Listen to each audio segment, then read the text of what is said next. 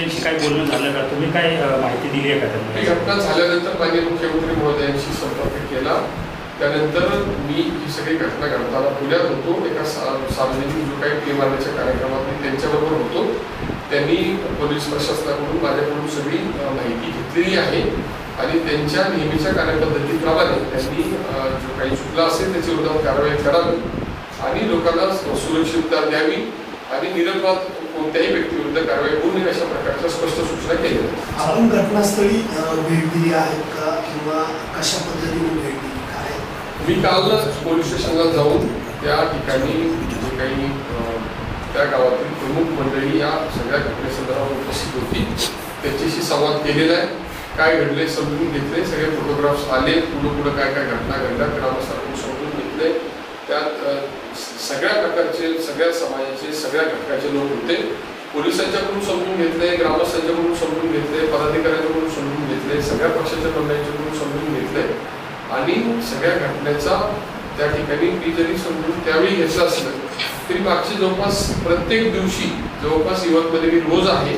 त्यामुळे आता जे काही बाहेरून लोक बोलतात त्याच्यापेक्षा युवकची स्थानिक माहिती मला थोडी जास्त आहे आणि मी काल घटना घडल्यानंतर प्रत्यक्ष समजून घेणं माझं कर्तव्य ते केलेलंच आहे.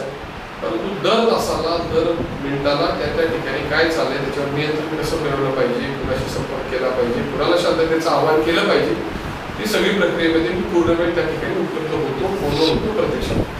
पुढील दोन्ही समाजांची बैठक लावण्याचा काही विचार आहे का किंवा कशा पद्धतीने शांतता तिथं चौकात बसल्यानंतर कोण कुणाचा समाजाचा हे गृहीत धरून कधीच बसत नाही. 2 दिवसामध्येच सगळं सुरळीत होईल अशी तिथली स्थिती आहे. त्यामुळे आवश्यक त्या बैठका आम्ही मागच्या आठवड्यात पण घेतलेल्या आहेत.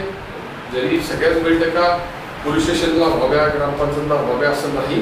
तिथं दैनंदिन कामकाज करताना मी या भागामध्ये शेतामध्ये राहून ग्रामीण भागातून स्वतः या गावामध्ये परिसरामध्ये राहून विधानसभा सदस्य म्हणून काम करणारा कार्यकर्ता आहे. तर सगळ्यांशी माझा अतिशय चांगला संपर्क आहे. माझा पक्षाशी चांगला संपर्क आहे आणि विरोधी पक्षातल्या कार्यकर्त्याशी सुद्धा माझा अतिशय चांगला संबंध आहे. माझ्यासारखे ते त्या रोलमध्ये मी नाही. मुख्यमंत्री गृहमंत्री आहे, त्यांना सगळी माहिती असते. त्यांचं त्या प्रक्रियेचं गृहमंत्री म्हणून त्यांचा भाग आहे. अगदी मिनिटाची राज्यातील प्रत्येक घटनेची अपडेट त्यांच्याकडे असते. त्यामुळे त्यांना सगळे अपडेट असतील आणि काय घडले याची पूर्ण माहिती त्यांच्याकडे मी काम त्यांना भेटल्यानंतर होती. त्यामुळे सगळीच त्यांना माहिती असते. त्याच्याविषयी माझ्या मनात शंका नाही. संजय राऊतांना माझ्या विरोधात पण त्यांनी आरोप केले त्याचं मी 2दाच उत्तर दिलं. माझ्याकडून काय होतं वैयक्तिक आरोप होते. त्यामुळे संजय राऊतांना दौड माहीत नाही, इथली सामाजिक गणित माहीत नाही. मुंबईत बसून बोलणं सोपं आहे. त्यांना फारच दौड मालकाविषयी प्रेम असेल.